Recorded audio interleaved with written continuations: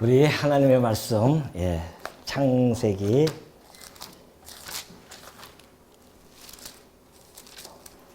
9장입니다. 창세기 9장 24절.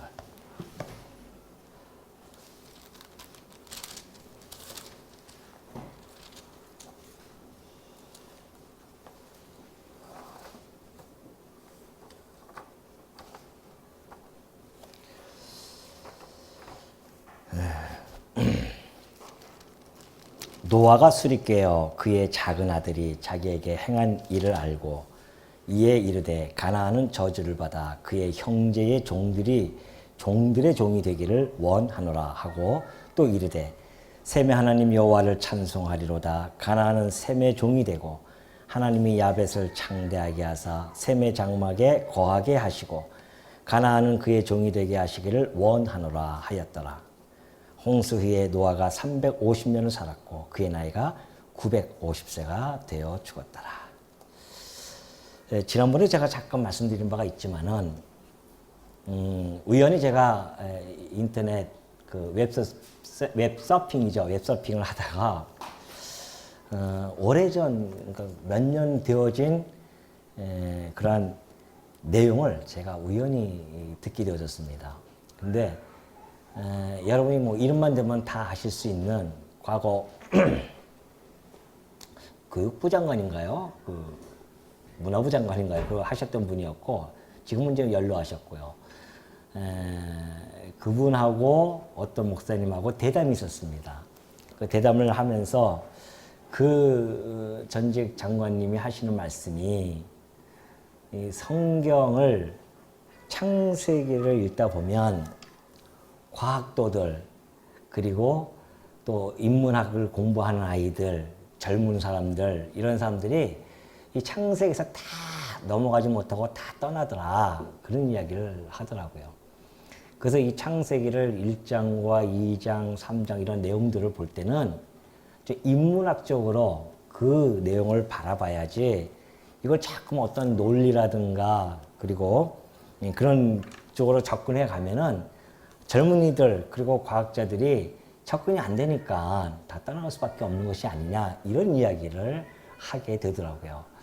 그러니까 그분의 하는 이야기는 결국은 과거 자유주의자들이 이야기했던 그런 양식 비평에 의해서 했던 창세기라고 하는 것이 떠돌아다니던 문서였었는데 예를 들어서 뭐 야훼 문서라고 해가지고서는 제 문서라든가 아니면 엘로힘이라고 하는 그래서 이 문서가 지금 이렇게 돌아다니고 있다. 근데 그것을 모세가 이렇게 묶어서 이렇게 해서 만든 것이다. 이 요지는 그런 겁니다.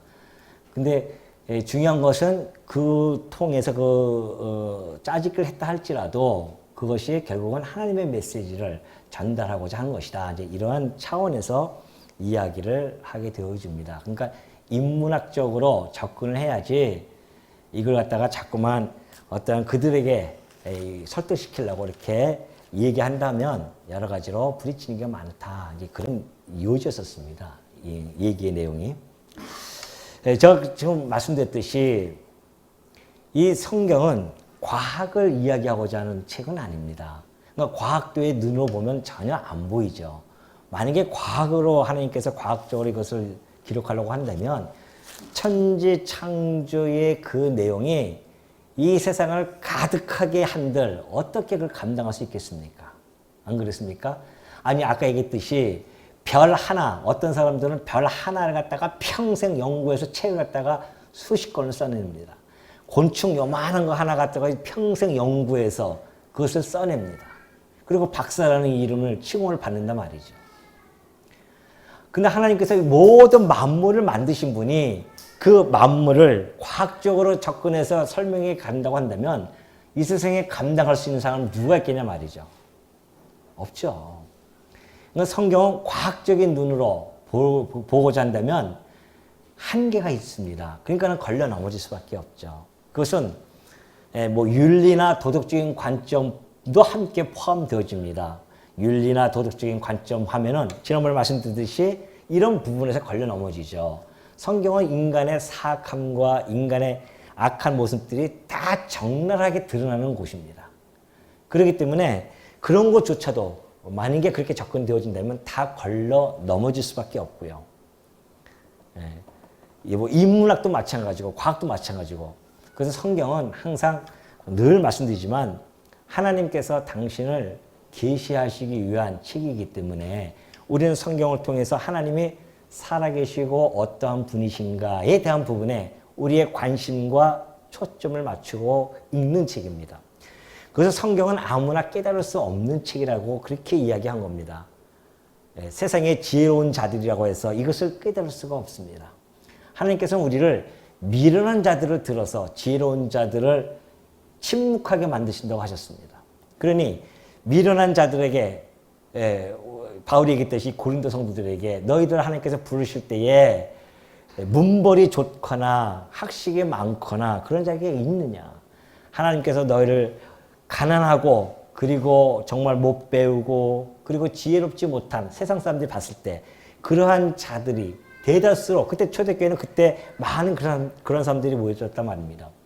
예수님의 제자만 보더라도 그렇죠. 바울뿐 빼놓고서는 거의 다가 뭐 어부, 그러한 사람들을 뽑아서 하나님께서는 지혜롭다고 하는 자들의 입을 막아버리시거든요.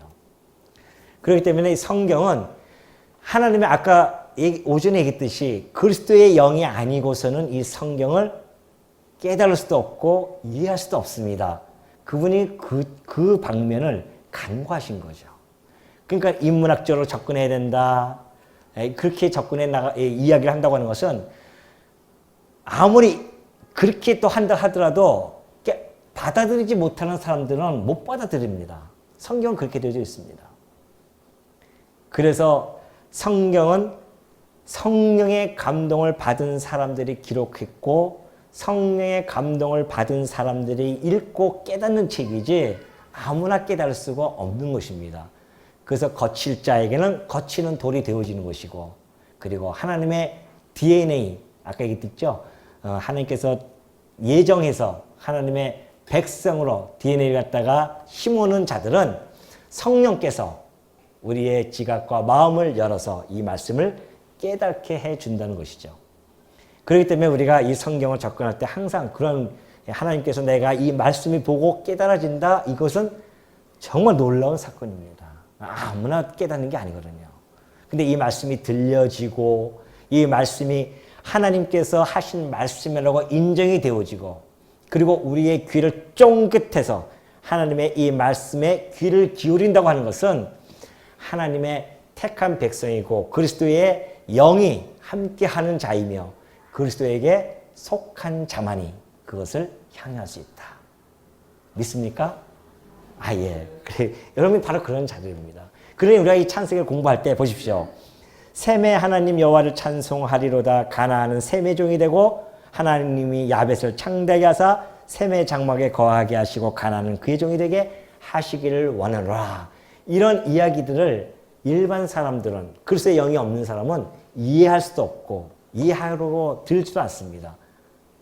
뭔 놈의 아버지가 그 자식에게 그렇게 저주를 하고, 그리고 또 누구는 또 이렇게 해서 그렇게 할 수 있겠느냐, 이런 이야기를 하지만은, 그러나 이 내용은 하나님께서 지금 당신을 계시하기 위해서 당신의 역사 섭리의 배경입니다. 이게 배경을 갖다 지금 하나하나 깔고 있는 거죠.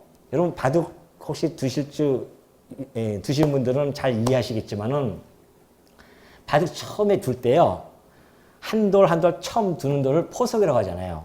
딱 이쪽 놓고, 그럼 이쪽 상대방 이쪽 놓으면 또 이쪽에 놓고 해서 포석을 놉니다.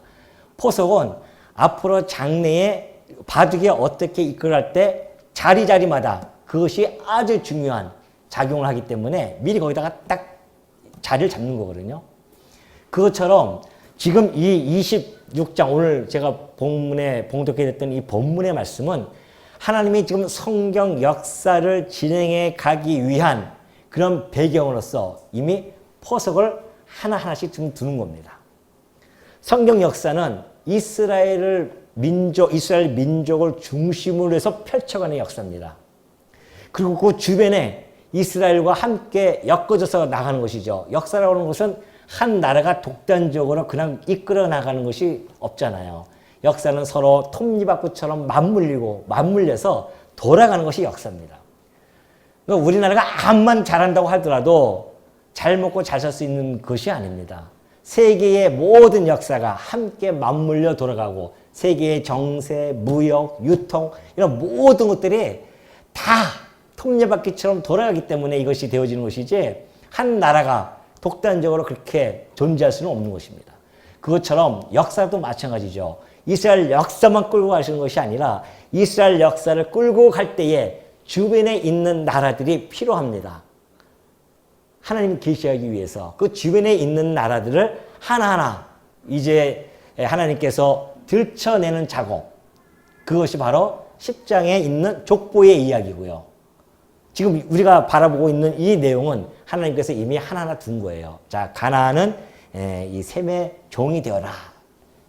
장차 이제 이스라엘 역사 속에 나타날 것들, 그리고 야벳은 창대하게 하고 그러나 셈의 장막에 거하게 될 것이다. 이런 내용들이 바로 하나님의 커다란 섭리 안에 우리의 눈에 포착이 되어지는 겁니다. 아, 이게 지금 부분적으로 볼 것이 아니라 하나님의 역사, 긴 역사 속에서 이것이 앞으로 어떻게 이루어질 것이며 이런 것들에 대한 배경을 우리가 지금 알 수 있는 그런 내용입니다.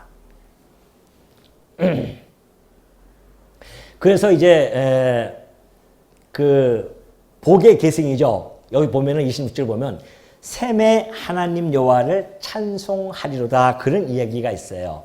그러니까 노아가 좀 셈에게 일종의 이제 복이죠. 복을 이야기하면서 셈아 너는 복의 계승자야, 이런 이야기를 하는 거거든요. 왜냐하면 셈의 하나님 여호와를 찬송하리로다 이렇게 얘기했기 때문에 그렇습니다.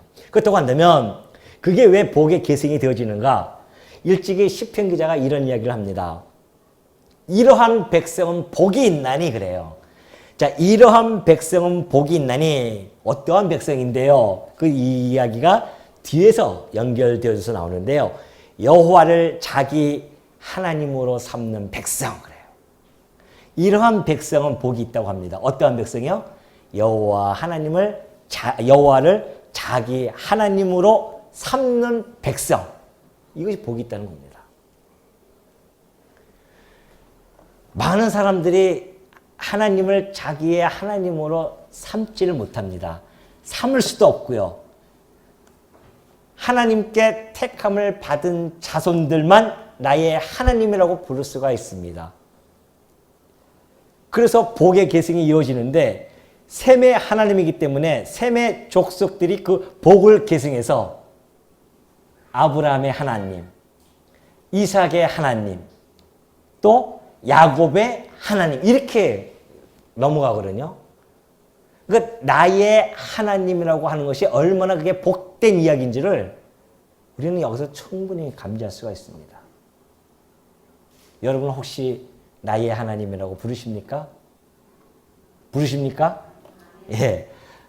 그런 노래도 있잖아요. 나의 하나님, 나의 하나님. 그런 노래가 우리 창송에도 많이 있잖아요. 그 이야기는 내가 복받은 자로서, 복의 계승자로서 하나님이 바로 나의 소유, 내가 하나님의 소유가 되어지는 그러한 모습을 지금 보여주고 있는 겁니다. 그러니 예수 그리스도께서 복의 근원이신 그리스도께서 오셔가지고서는 그분이야말로 진짜 하나님의 아들이시기 때문에 그분이야 나의 아버지라고 그렇게 하시잖아요. 기도할 때도 나의 아버지요. 그렇게 얘기하는 것처럼 오늘 우리는 하나님을 나의 하나님으로 부를 수 없는 존재이고 그분을 나의 아버지라고 부를 수 없는 존재인데 누구 때문에? 바로 예수 그리스도 때문에 우리가 나의 하나님, 나의 아버지라고 당당하게 부를 수 있게 되어졌다는 겁니다. 그래서 이때 벌써 복의 계승이 바로 셈의 족속에 있다, 이것을 지금 이야기하는 겁니다. 그러니까는 셈의 후손들이 나오잖아요. 셈, 그 다음에 엘벨 나오겠지만은 에벨, 그 다음에 뭐 아브라함, 이삭. 우리가 잘 아는 이제 내용이 쫙 나오죠. 창세기 12장 가면 이제 잘 나타납니다. 11장까지가 우리가 잘 모르는 내용이 이름도 복잡하고 잘 귀에 익은 이름들이 용어들이 안 나오기 때문에 좀 어렵지만은 그래도 우리가 어차피 하나하나 하나님의 말씀인 줄 알고 읽어야 되기 때문에 빼놓지 않고 읽을 수밖에 없는 거죠. 그래서 하나님이 셈의 하나님 여호와를 찬송하리로다. 가나안은 셈의 종이 될 것이다. 그런 이야기를 합니다. 여러분 잘 아시다시피 이 이야기는 그 여호수아 때, 이제 여호수아 때 들어가죠. 그리고 다윗 때 성취되죠. 마지막 솔로몬 때 완벽하게 성취되어집니다. 가나안이 완전히 다 종이 돼버려요. 그러니까 지금 모세가 이것을 하나님께 받아서 기록을 하게 하는 것은 첫 번째 독자인, 1차 독자인 이스라엘 백성들에게 주어지는 말씀이란 말입니다. 그러니까 지금 모압 땅에서 가나안 땅을 바라보면서 이 말씀을 좀 듣고 있는 거예요. 재개국시킬 때. 상상해 보십시오. 그때 하는 이야기가 너희들이 믿어야 할 하나님이 이 천지를 창조하셨을 뿐만이 아니라 지금 역사를 진행해 가시는데 지금 우리가 건너가서 점령할 그 가나안 땅이 그들을 우리가 종으로 삼아야 할 그것이 바로 이때 우리의 조상이었던 셈 때 이미 하나님께서 이야기를 해줬고 약속을 해준 내용이다 라는 것을 알려주는 겁니다. 그들에게 그 땅을 정복할 수 있는 정당성, 당위성들을 그들에게 알려주는 거죠. 어떠한 사람도 그래요. 과거에 뭐 유럽이라든가 그리고 이제 미국도 마찬가지고요. 노예제도가 있었잖아요. 노예제도가 있었을 때에 그들이 이 구조, 이런 성경 구조를 가지고 자기를 합리화시켰습니다. 그래서 아프리카에 있는 그러한 원주민들을 데려다가 노예로 부리면서 이런 내용들을 갖다가 정당성을 확보하거든요. 봐라, 이렇게 셈의 종이 된다고 하지 않았느냐. 이제 이런 이야기하고 우리도 야벳인데 야벳의 종도 된다고 했다. 그런 이야기들을 하게 되어집니다. 그러나 엄밀히 따지면 아프리카에 있는 사람들은 가나안의 후손들이 아닙니다. 이제 나오겠지만은 그 함족의 붓이라고 하는 그 아들의 족속이거든요. 성경에는 그 붓의 아들이 야벳의 종이 된다는 이야기가 전혀 없습니다. 가나안이에요, 가나안. 가나안은 지금의 팔레스타인 지역, 이스라엘 민족이 살고 있는 저 팔레스타인 그 지역이 바로 가나안의 종이 그 셈과 그리고 야벳의 종이 되어질 것을 이때 약속을 해 준 거란 말입니다. 그렇기 때문에 함 쪽이 아닙니다. 함의 그 아프리카 쪽이 아니라 가나안 지역, 저 팔레스타인 저쪽이죠. 가나안 지역. 그쪽에 있는 사람들이 종이 되어집니다. 그것이 역사적으로 진행되어졌었고 성취화되어졌었고 그리고 그 이후에 솔로몬 이후에 야벳의 후손들이 쳐들어오잖아요. 그게 바로 헬라 제국 그리고 로마 제국 다 야벳의 후손들 아니겠어요? 그들이 넘어와서 이 가나안 지역을 점령하게 되어집니다. 벌써 하나님께서는 저 먼 역사를 갖다가 우리들에게 다 이때부터 비춰주면서 미리 알려주고 하나님께서는 역사를 진행해 가십니다. 그래야 이 모든 일들이 하나님이 하신 것을 알게 되어지기 때문에 그래요. 안 그러면 모르니까 우리가. 그러면서 하나님이 야벳을 창대하게 하사 셈의 장막에 거하게 하신다고 합니다. 야벳을 창대하는데 여러분 이 함 있죠? 함 족속이 사실은 초창기에는 기술적으로 아주 뛰어난 민족입니다. 그러니까 이집트 문명이 발생되어지잖아요. 원래 4대 문명이 저 신할 땅, 거기가 메소포타미아 문명 아닙니까? 처음에 거기서부터 시작되어져서 퍼져나가면서 저 가나안 지역, 미스라임이라고 있는 그 이집트, 애굽, 나일강 지역, 거기가 이제 거기도 4대 문명 발생 중에 하나죠. 두 번째입니다, 거기가. 세 번째가 이제 이쪽으로 넘어가지 않습니까? 일로 넘어가서 인도에 있는 인더스강 주변으로 해서 문명이 발달되어지고 더 넘어가서는 황하 지역, 중국의 황하 지역을 통해서 문명이 발달되어집니다. 그러니까 최초의 인류의 문명은 여기서부터 시작되어지거든요. 메소포타미아 지역, 이 유브라데스강, 티그리스강이 있는 이 지역에서부터 이제 퍼져나가기 시작하고 인구도 문명도 거기서 발달되어지고 최초의 가장 강력한 나라가 노아 이후에 지금까지 말고 노아 이후에 처음으로 강력한 나라가 바로 이 메소포타미아 지역, 신할 평지에서 펼쳐지게 되어집니다. 그곳이 바로 바벨탑 사건이 있었던 지역이었고요. 근데 이 함족은 저쪽 미스라임 저쪽으로 가면서 뛰어난 기술력을 가지고 피라미드라든가 태양력이라든가 온갖 것을 다 만들어냅니다. 얼마나 뛰어난지 지금도 7대 불가사의 중에 하나가 뭐예요? 피라미드예요. 그걸 어떻게 만들었는지 아직도 몰라요. 그 정도로 뛰어난 기술력을 가진 자들이고 야벳은 그 기술을 바탕으로 해서 거기다 철학을 가미시켜버립니다. 그리고 그걸 과학적 방법으로 다시 변형을 시켰어요. 그래가지고서는 야벳이 창대해집니다. 그러니까는 로마 켈라 보십시오. 그들의 문명, 문화, 그리고 법 이런 것들이 얼마나 발전되어져 갑니까? 그렇게 강대하게 발전되어지는 그 야벳의 그 이유는 바로 여기에 있는 말씀대로 하나님이 야벳을 창대하게 할 것이다.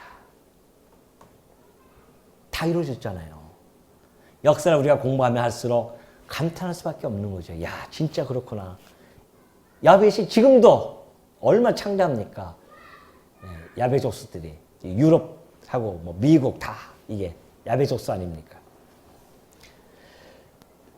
그리고 셈의 그런데 그 야벳이 창대하게 하시는데 그러나 셈의 장막에 거하게 하신대요.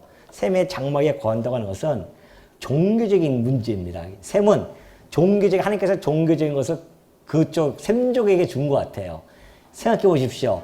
세계에 모든 4대 종교, 5대 종교가 있다고 칩시다. 그 5대 종교의 근원지가 어딥니까? 다 셈족이에요. 그죠? 셈에서 넘어갔던 인도의 힌두교가 있죠. 넘어가서 중국의 유교가 발생되어지고 또 이 인도에서 불교도 나오죠.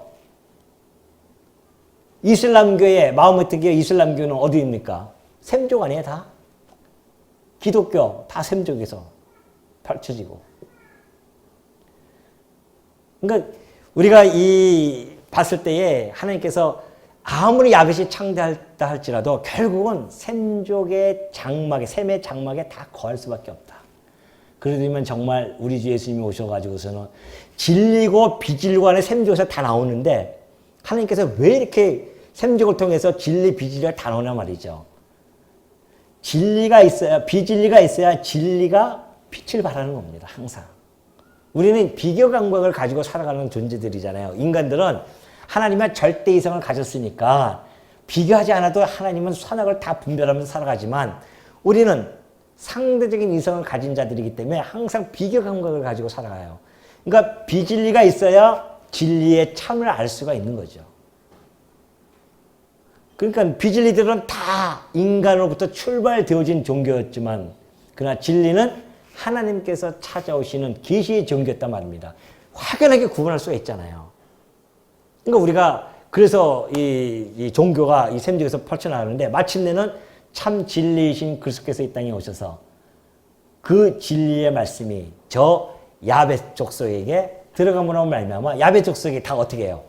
셈의 장막에 거하는 놀라운 역사가 이루어집니다. 그러니까 로마 보십시오. 로마가 결국은 예수 그리스도에게 굴복을 해서 313년에 기독교로 국교가 바뀌는 이 놀라운 역사. 이런 말씀들이 지금 하나하나 다 펼쳐진 것을 우리는 과거의 역사를 통해서 확인했기 때문에 이 말씀이 그냥 스쳐 지나가지 않게 되어집니다. 아, 그렇구나. 이게 먼 나라의, 먼 이웃의 이야기가 아니라 바로 우리와 직결되어질 수 있는 그런 이야기이기 때문에 한 줄도 놓칠 수 없죠. 하나하나 읽어나가면서 확인하고 또 확인하는 중입니다. 그러니 고린도 후서 보면은 바울이 뭐라고 얘기합니까? 우리의 싸우는 무기는 육신에 속한 것이 아니요 오직 어떤 견고한 진도 무너뜨리는 하나님의 능력이라 그럽니다. 그래서 모든 이론을 다 무너뜨린대요. 보십시오. 우리의 진리의 그리스도께서는 모든 이론을 다 무너뜨립니다. 그러니까 철학과 헛된 속임수들 이런 모든 것들을 다 초등학문이라고 바울은 그렇게 얘기하잖아요. 초등학문입니다. 예수 그리스도를 아는 지식이 얼마나 고상하고 고차원적이신지를 바울은 너무나 잘 말해주고 있죠. 여러분 아유, 나는 그래도 뭐 저기 하버드 대학 못 나왔는데, 나는 예일 대학도 못 나오고, 아무 상관없습니다. 여러분이 아는 그 예수 그리스도, 여러분이 예수를 그리스도로만 제대로 안다고 한다면, 우리가 가지고 있는 이 지식은 이 세상에서 최고의 고상함을 가지고 간직한 그러한 지식입니다.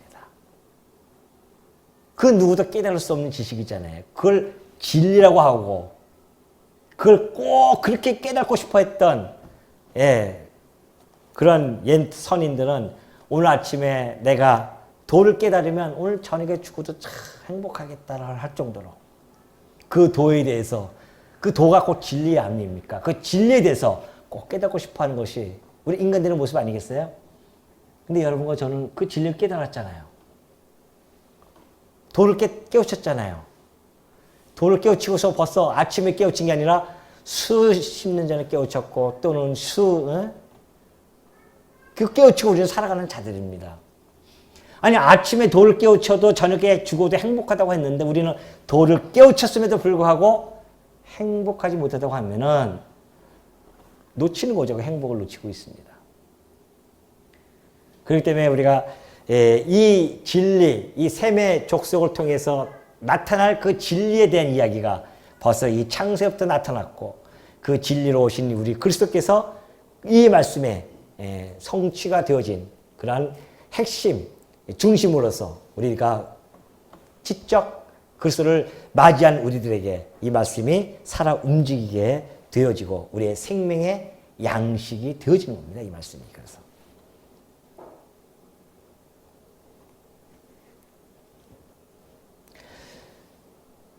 그러면서 이제 홍수의 노아가 350년을 살았고 그의 나이가 950세가 되었다. 그리고 마무리를 짓습니다. 그리고 이제 10장의 내용이 족보에 대한 이야기죠. 족보에 대한 이야기인데 혹 여러분이 지루해할 수도 있습니다. 그러나 한자 한자 읽겠습니다. 왜? 하나님께서는 이 말씀을 우리들에게 읽으라고 준 거 아니겠습니까? 무슨 의미가 있겠죠. 한번 확인해 보겠습니다. 노아의 아들 셈과 함과 야벳의 족보는 이러하니라. 홍수 후에 그들이 아들들을 낳았으니 야벳의 아들은 고멜과 마곡과 마대와 야완과 두발과 메섹과 드라스요. 고멜의 아들은 아스그나스와 리박과 도갈마요. 야완의 아들은 엘리사와 달시스와 기띔과 도단입니다.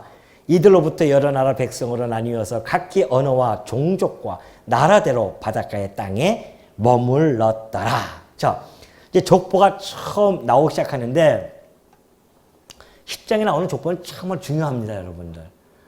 여러분이 용어가 참 생소해서 그렇지 사실은 매우 중요하고, 그리고 이 족보들이 이스라엘 역사 속에서 앞으로 계속해서 나옵니다. 이따가 그거 확인해 보고요. 자, 하나님께서 저기 지도 혹시 배우십니까? 지도 한번 확인해 보시면서 가겠습니다. 야벳의 아들, 그렇죠. 야벳의 아들이 나오기 시작하죠. 야벳의 아들이 처음에 나옵니다. 이 족보라고 하는 것은 그냥 이것이 아무 의미 없이 하나님이 적었겠습니까? 분명히 말씀드리지만은 하나님이 당신이 살아계시고 어떠한 분인지를 계시해 주기 위한 기록되어진 책인데 족보를 갖다가 아무 의미 없이 적었겠냐 말이죠. 이 족보라고 하는 것은 하나님의 생육 번성이, 하나님께서 지금 노아에게 야, 너 아들들과 함께 생육 번성하라 그렇게 약속을 해 주셨습니다. 너희가 생육 번성에 한다고 해서 인간들이 생육 번성할 수 있는 능력이 있는 존재들이 아닙니다. 하나님이 생육 번성하라 했으면 그 말씀에 하나님이 그 말씀 속에 말씀을 통하여서 직접 생육 번성케 하시겠다는 그 의미가 그 안에 포함되어 있습니다. 그렇기 때문에 족보의 기록은요, 하나님께서 생육 번성케 해 주셨다고 하는 그 확실한 증거, 그것에 대한 문서적인 증거입니다. 이게 족보라고 하는 것이.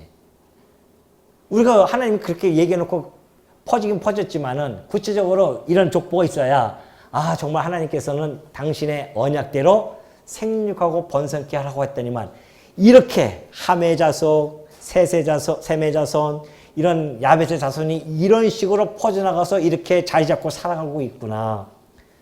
이것이 바로 봐라 얘들아, 내가 너희들에게 했던 이 노아의 후손들에게 했던 이 약속이 이렇게 이루어진 거야 라고 문서적으로 우리들에게 지금 증거로 남겨준 겁니다.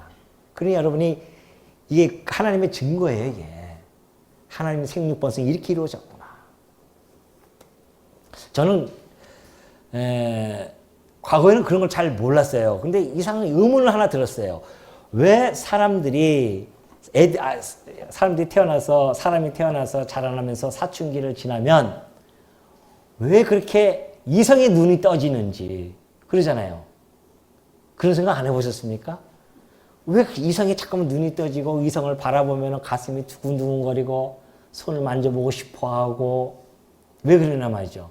그리고 그 여학생만 보면은 막 그냥 가슴이 두근거리면서 암만 어떠한 모습도 그냥 다 이뻐 보이고 막 그런단 말입니다. 그 처녀들의 모습 아니겠어요? 지금 노인네들이야 우리 노인네들이야 그런 별 재미도 없지만은 청년은 막 눈이 반짝반짝 빛납니다. 그냥 이성만 보면은 눈이 반짝반짝 빛나잖아요. 전 그게 왜 그랬을까? 그리고 이상하게 그렇게 해서 결혼을 해요. 다 콩깍지에 싸서 다 결혼하지 않습니까? 지금의 30년, 20년 살고 있는 그 남편을 그때 당시에 그 모습을 알고 있었다면 여러분 결혼을 하겠어요?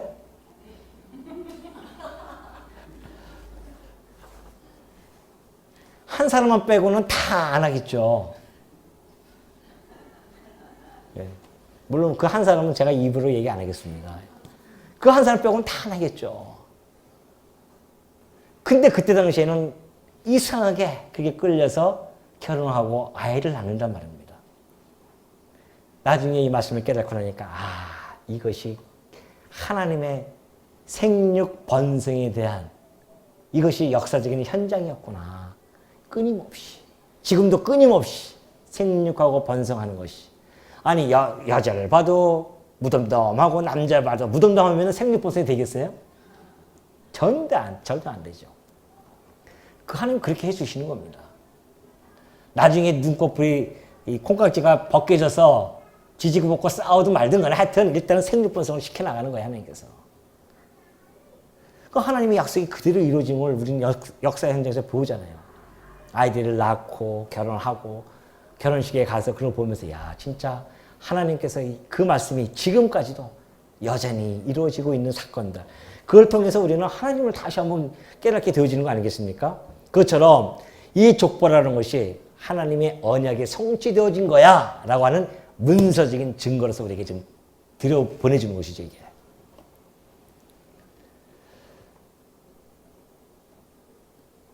그러면서 이제 처음에 야벳이 나와요. 원래는 셈이 큰아들이고 둘째가 함이고요. 세 번째가 야벳입니다. 근데 셋째 아들이 나와요.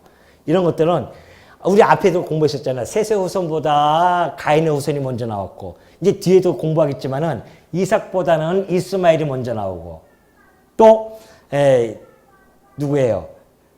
야곱보다는 에서가 먼저 나오고 이런 것처럼 그렇게 기록되어진 것처럼 여기도 셈보다는 야벳이 나오죠. 왜 그렇게 하는가? 하나님께서 당신의 택한 백성을 뒤로 기억하는 것은 주목시키기 위한 겁니다. 앞에는 딱딱 나오고 뒤에 이제 내가 이들을 통해서 살아있고 내가 살아있고 어떠한 속성을 가진 하나님인 줄을 너희들에게 보여줄 거야. 누굴 통해서? 이 주목할 이 민족을 통해서. 그런 이야기죠. 그러니까 맨 나중에 항상 빼놓고 소개시켜놓고 주목을 시키는 이유가 바로 그겁니다. 그러니까 맨 처음에 나온 것이 이제 야벳이에요. 근데 야벳은 쭉 나오죠. 뭐 고멜, 마곡, 다데, 야완, 두발, 메색. 그런데 셋째, 이 야벳의 아들 중에서도 고멜과 야완, 그죠? 고멜과 야완, 첫째와 넷째가 나옵니다. 다 기록을 안 해요. 족보를 누가 누구를 낳고를 그것을 기록하기 위한 목적이 했다고 한다면 이렇게 할 필요 없잖아요. 이렇게 하면 안 되죠. 족보를 쫙 해야 되죠. 그러니까 이 성경은 족보를 알려주는 것이 아니란 말입니다. 분명하잖아요. 하나님이 역사를 섭리할 때 중요한 민족들 딱딱딱딱 하나님께서 지금 펼쳐나가시고 있는 거죠. 지금 이름들을 펼쳐나갑니다. 그래서 이 이름들이요, 나중에 에스겔서 보면은 하나님께서 이스라엘 백성을 몽둥이로 사용할 때 이 민족들의 이름이 그때 다 나와요. 하나씩. 볼까요? 에스겔서 38장에 보면은 그런 얘기합니다. 모로스와 메섹과 두발, 마곡, 고멜, 도갈말, 또 뭐 야완, 두발, 메섹. 에스겔 27장에 가면은 또 그런 이야기 나오죠. 다시스는 각종 보화가 풍부함으로 너와 거래하였다. 야완, 두발, 메섹, 네 상인이 되었다. 도갈마 족속은 말과 군말을 뭐 바꿨다. 뭐 이러면서 쫙 나옵니다. 이제 이 이름들이. 지금은 여기서 생소하지만은 선지서에 가면 이 이름들이 다 나와요. 그러니까 하나님께서는 지금 이스라엘 백성을 중심으로 해서 역사를 펼쳐나갈 것인데 그 주변의 나라들, 그 주변에 있는 나라들을 하나하나 딱딱 언급을 해 줌으로 말미암아 이들이 함께 맞물려서 역사가 진행되어져 갈 거야. 이것을 미리 알려주는 거죠. 근데 그 야베 족속은 5절에 보니까 이들로부터 여러 나라 백성으로 나뉘어서 각기 언어와 종족과 나라대로 바닷가의 땅에 머물렀다고 하죠. 바닷가가 여기입니다. 이 바닷가 주변으로 해서 절로 넘어간 거죠. 그래서 일찍이 이사야 선지자도 그렇고 선지자들이 뭐라고 이야기하냐면은 저 바다 너머의 섬 그렇게 이야기를 하는데 이사야서 44장에 보면 그런 이야기를 해요. 세상에 정의를 세우기에 이르리니 섬들이 그 교훈을 앙망하리라 그런 이야기합니다. 섬들이 그 교훈, 그러니까 하나님께서 이 세상에 정의를 세우실 것인데 그것이 곧 뭐예요? 진리, 예수 그리스도를 보내실 것인데 저 섬나라 사람들이 앙망할 것이다. 뭘? 그의 교훈을. 그런 이야기입니다. 아까 그 얘기예요. 샘의 장막에 거하게 할 것이다. 그런 내용과 맥을 같이 한 겁니다. 그러니 저 섬나라 한문, 저 야벳 족속 넘어가서 지중해를 넘어가는 그러한 나라들을 선지자들은 섬나라라고 그렇게 얘기합니다. 그러니까 그들이 의해서 이제 그 바닷가의 땅, 그것이 바로 이 함의 족속들, 야벳의 족속들이 그 바닷가를 건너가서 살게 되어질 것, 이렇게 이야기한 겁니다. 그러니까 저쪽에서 이제 형성을 한 거죠. 야벳 족속들이. 그러니까 지금의 유럽, 그리고 저 위에 야벳 위에 올라가면 고멜, 마대가 이제 그 메데 파사 있죠? 메데 파사가 마대입니다. 그래서 그 메데, 뭐 두발, 그 다음에 저기 고멜, 이런 곳이 이제 뭐 저쪽 러시아로 넘어가고, 뭐, 우크라이나라든가 저쪽 독일 이쪽으로 다 넘어가는 것. 그 유럽이죠. 그쪽 나라들이 바로 이 야벳의 족속이었다. 함의 후손이 나오죠. 함의 아들은 구스와 미스라임과 북과 가나인이요. 구스의 아들은 스바와 하윌라와 삽다와 라마와 삽드가요. 라마의 아들은 스바와 드단이며 구스가 또 니므론을 낳았으니 그는 세상의 첫 용사라. 그가 여호와 앞에서 용감한 사냥꾼이 되었으므로 속됨에 이르기를 아문은 여호와 앞에 니므론같이 용감한 사냥꾼이로다 하더라. 그의 나라는 시날 땅의 바벨과 에렉과 아깔과 갈레에서 시작되었으며 그가 그 땅에서 아수르로 나아가 니누웨와 르호보들과 갈라와 및 니누웨와 갈라 사이에 레센을 건설했으니 이는 큰 성읍이라. 미스라임은 루딤과 아나밈과 르하빔과 납두힘과 바두르심과 가술루힘과 갑도림을 낳았더라. 힘드네요. 가술루힘에게서 블레셋이 나왔더라. 블레셋까지 딱 나오잖아요. 그래서 끝에 블레셋이 나왔다 하는 것은 이스라엘의 천적 블레셋을 언급을 해준 겁니다. 앞으로 너의 천적이야, 블레셋은. 지금까지도 천적 아닙니까? 지금 팔레스타인하고 싸우잖아요. 참 발음하기도 어렵지만은 그러나 그 의미가 이 안엔 다 담겨져 있습니다. 지금 하나님께서는 이걸 다 기록하게 하신 것은 이 함의 후손들, 저 구스, 미스라임, 가나안 족속들 그들에 대해서 쫙 좀 이야기를 해 나가고 있는데요. 그 중에 특별한 한 이야기가 여기서 나옵니다. 바로 구스의 아들 니므로라는 자가 나타나게 되어지는데요. 그는 사냥꾼입니다. 근데 용감한 사냥꾼이래요. 그 앞에 보면은 세상의 첫 용사라 그런 이야기합니다. 그 용사라고 하는 이야기와 그 용감한 그 이야기는 다 같은 내용을 같은 단어입니다. 같은 단어로서 깃보르라고 하는 그런 단어를 사용하는데 강한, 강력한 그런 뜻을 가지고 있습니다. 그래서 그는 세상의 첫 강한 자라 그런 뜻입니다. 그 이야기는 무슨 이야기냐면은 용감한 강한 사냥꾼이 되었어요. 짐승을 사냥했다고 해서 그렇게 나왔겠습니까? 그게 아니죠. 인간 사냥꾼이었습니다. 이게. 얼마나 강한 힘을 가졌는지 인간을 사냥해서 자기의 노예로 삼게 되어집니다. 그래서 속담에 이르기를 누구누구는 여호와 앞에 니무롯같이 용감한 사냥꾼이다 그런 이야기예요. 하나님 앞에서 겁대가리 없이 강한 힘을 자기 강함을 내세우는 그러한 사냥꾼이다 그런 이야기입니다. 그의 나라라고 그렇게 이야기해요. 10절에 보면 그의 나라는 얼마나 그 나라가 처음으로 큰 성읍을 짓는다고 했죠. 그의 나라는 하면서 쭉 하면서 12절에 큰 성읍이라 할 정도입니다. 그러니까 그가 큰 성읍을 졌다고 하는 것은 자기의 그 노예를 통해서 성읍을 짓고 자기의 이름을 내려고 결국은 바벨탑까지 쌓는 그런 역사가 진행을 되어집니다. 마치 바벨론 왕과 흡사하죠. 이날 이사야 선지자가 바벨론 왕에게 뭐라고 이야기한 줄 아십니까? 잘 아실 거예요, 여러분들이. 너 아침의 아들 계명성이여 어찌 그리 하늘에서 떨어졌으며 너 열국을 엎은 자여 어찌 그리 땅에 찍혔는고 네가 내 마음에 이르기를 내가 하늘에 올라 하나님의 뭇별 위에 내 자리를 높이리라 내가 북극 지폐의 산 위에 앉으리라 가장 높은 구름에 올라가 지극히 높은 이와 같아지리라. 세상에 하나님 자리에 앉고자 하는 그 인간의 탐욕의 전형적인 모습이 이 바벨론 왕에게 나타났던 것처럼 그의 조상이었던 니므로가 바로 이렇게 이때부터 하나님 자리에 앉고자 그가 자기의 세계를 펼쳐가게 되어집니다. 그러나 하나님을 대적하는 자는 어떻게 되어진다? 예? 하나님을 대적하는 자는 어떻게 되어집니까? 시적으로 좀 하십시오. 시적으로 하나님을 대적하는 심판받는 거 맞습니다. 하나님을 대적하는 자가 어떻게 된다? 산산이 부서지리라. 한나가 하는 기도 아니에요. 한나가. 여호와를 대적하는 자 산산이 부서지리라.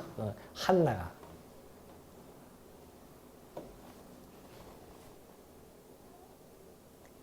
하나님을 대적하는 자는 짐승입니다. 그러죠? 하나님을 대적하는 자, 하나님 그런 자들을 짐승이라고 합니다. 그래서 하나님을 대적했던 그 제국들을 다 짐승으로 표현하죠. 다니엘을 보면은 하나님께서 꿈을 보여주십니다. 곰으로, 표범으로, 사자로, 또 다른 짐승으로 그렇게 보여주잖아요. 다 짐승이에요, 그냥. 그래서 그들을 짐승 권세, 이 땅의 권세 잡은 자를 그걸 짐승 권사라고 하는 겁니다. 왜? 뱀이 아담을 무너뜨렸으니까. 뱀으로부터 시작되어진 그 짐승 권세는 각 제국을 형성하면서 짐승 권세로 표현이 되어지고요. 그 짐승 권세는 결국 어린 양의 권세 앞에 무릎을 꿇게 되어지는 겁니다.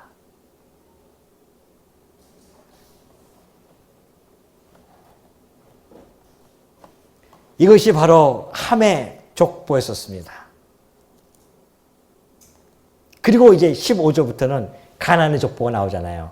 가나안은 장차 시돈과 헷을 낳고 또 여부스 족속과 아모리 족속, 기리가스 족속, 히위, 알가, 신, 아르왓, 스말, 하맛, 가나안 족속이 흩어져 나아갔더라. 가나안의 경계는 시돈에서부터 그라를 지나 가사까지와 소돔과 고모라, 아드마와 스보임을 지나 라사까지였더라. 그래요.